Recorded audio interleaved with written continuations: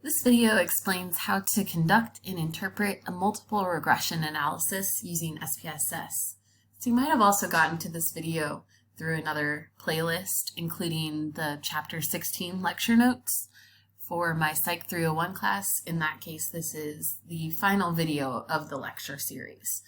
But this video is going to explain, using example data, how to do a multiple regression analysis.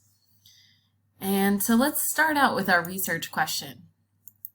So our research question is asking us if the number of hours spent studying and also the number of hours spent watching The Tiger King on Netflix predicts exam scores.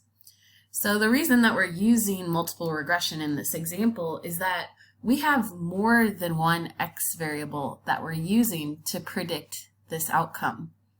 So we actually have two X variables in this example. So we have hours spent studying, and then we also have hours spent watching Tiger King. Both of those are being used to predict this outcome of exam scores. So a simple regression, simple linear regression, can only look at one variable predicting an outcome. But with regression, we're not really limited to that, so we can use multiple variables in multiple regression to basically have as many predictors as we want that are being used to predict this outcome of exam scores. So in this example, we have just two predictors for that outcome of exam scores.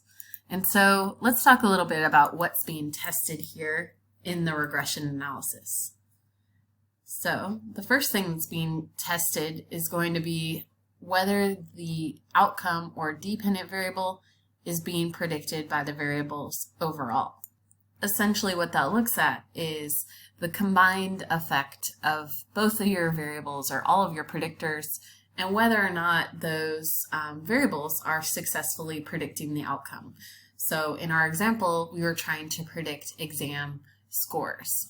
And we were using two variables to do that. So the first thing that's being tested is going to be if the combination of the hours spent studying and also if your hours spent watching Tiger King, if both of those were successfully predicting exam scores altogether. So in general, just this overall regression test is examining, are we successfully predicting what people's exam scores are going to be?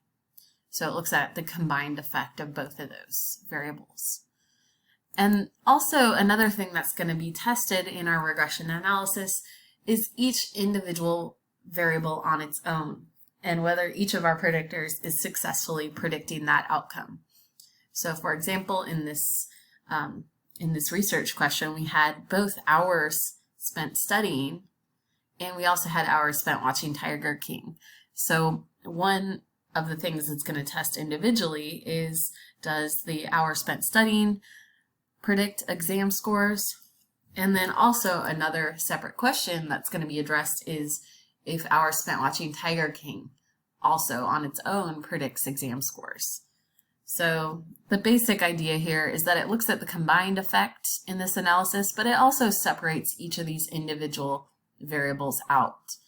And so I'm going to show you how to evaluate each of those things using SPSS output. So let's go ahead and switch over into SPSS, and I'm going to show you how to run this analysis. Here is our SPSS data file that has each of these variables that were measured in it. Also, I completely made up these data, so don't take any substantial advice from these findings because they're completely made up by me. But here, nonetheless, we have each of our rows is representing our participants. So for each participant, we asked them about how many hours they studied. We also asked them how many hours they spent watching Tiger King. And then here is their corresponding exam score. So we're going to look to see if these two variables predict our exam scores. And so to do that, we start here on the Analyze drop-down menu. Then we're going to go to the Regression Analysis option. And then from that regression section of the menu, we're going to select this option that says linear regression. So we're still assessing the extent to which our variables are predicting this outcome and using a straight line to predict that outcome. So that's why it's a linear regression. It's looking at the straight line relationship between our variables. And what we want to do is we want to move those variables that we're using as our predictors, we're going to move into the independent box here. So if you ever want to switch the view of these variables, you can always right-click here and select Display Variable Names. It makes it a little easier to look through your variables. But we're using the number of hours studying, and we're also using the number of hours spent watching Tiger King. We're using both of those variables to predict our outcome, which was exam scores. So we'll find the exam scores, and we want to move that into the dependent box. You always can ask the program for additional statistics. You want to have at least these two selected, but any other statistics that you might want in your output, you can select those options. And from here, we're just going to click OK to get our SPSS output. Here's our output from SPSS, and you'll see a few different tables here. The main ones that we're going to want to use are going to be this model summary. We're also going to want to use this ANOVA table, and we're also going to want to look at this coefficients table. So I'm going to copy and paste each of those into a PowerPoint presentation just to make them easier to look at. But those are the three main tables that we're going to be using here from the output. So I'm going to discuss just how we're going to write up our conclusion for this analysis using this SPSS output. So we're going to start out our conclusion by first describing what analysis we conducted. So the analysis that we conducted was a multiple regression analysis. We're going to start our conclusion by saying the overall multiple regression predicting exam scores, so again that's our outcome, from the hours spent the hours spent studying and the hours spent watching Tiger King, overall regression was significant. And the way I know that is by looking at this SIG column. We can always just compare that SIG column to our alpha level. Anytime we have that SIG value, or it's our P value, anytime that's less than our alpha level, that means our analysis was significant. So please note that I'm looking at the ANOVA table here out of our output. So we're going to look to that ANOVA table to identify whether the overall regression was significant or not. So 0.000 is less than any alpha level you could ever choose. So indeed that is a significant analysis there. And so all that that tells us at this point is that we were successfully predicting the exam scores from these two predictors. So that's why I only have that part included in this write-up so far. You'll note that I got my 2 degrees of freedom from here. And whenever we're writing up our results for the regression, we're always going to put the DF regression first, so the number for that first, and then a comma and a space, and then the DF residual. So those are where our 2 degrees of freedom are coming from. And then we're just going to report what our actual F statistic was, and here it is in our ANOVA table. We're rounding to 2 numbers after the decimal point because of APA style requirements. So we'll report that value, and then here, typically with APA style, the more updated version of APA style is that we report our actual p-value, or the SIG column is our p-value. But since this value was so small, 0.000, we would never report our p as being equal to 0.000, because that means that would never happen. It's completely improbable to happen by chance, which is not possible. It's just that this number is really, really small. So we're going to represent that by saying p is less than 0.001, which is the smallest alpha level we'll ever take. And then we also want to provide our measure of effect size at the end here. So we actually have to get that from a different table. So our measure of effect size in regression is going to be R squared, and you will find that in the model summary table.